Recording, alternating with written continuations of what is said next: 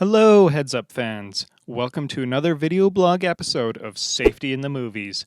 This time, I'm going to talk about 2015's car chase action film, Mad Max Fury Road.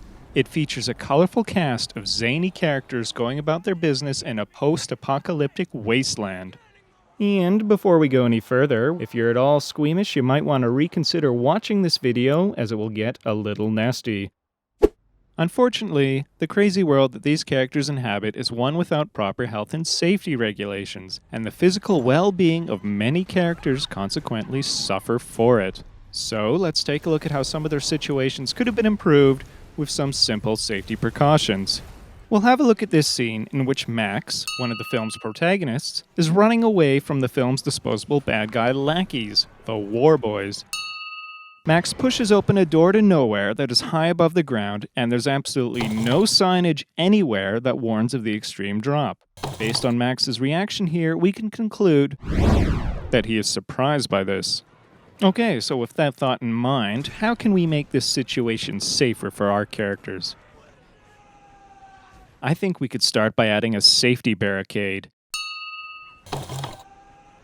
That should have prevented this gentleman from tumbling over the edge. Or we could build out a proper platform with a safety guardrail. If the War Boys had this platform, these suspended traveling hooks would have been easier to reach and pull in.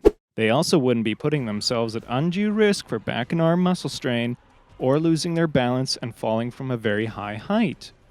Moving right along, I've noticed a lot of characters in this film don't seem to give too much thought for their own personal safety.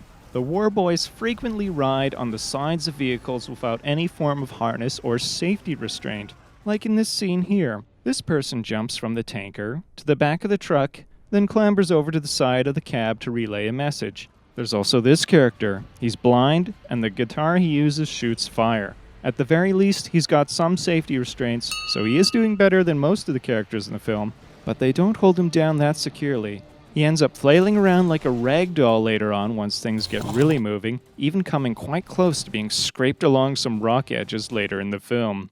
And then there's this vehicle. The claw part of an excavator has been mounted to it, and it's used to rip apart and destroy rival vehicles. I would say that this is not a conventional use of a construction vehicle because traditionally, whatever is being demolished has been cleared of people to avoid maiming them.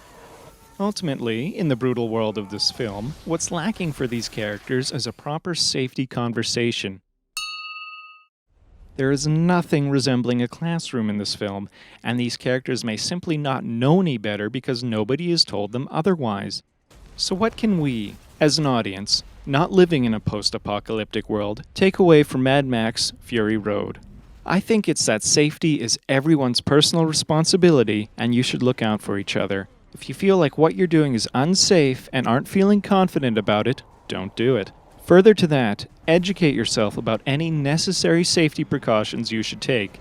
What you don't know could help you prevent an accident, so find out what that could be. Until next time, work smart, work safe.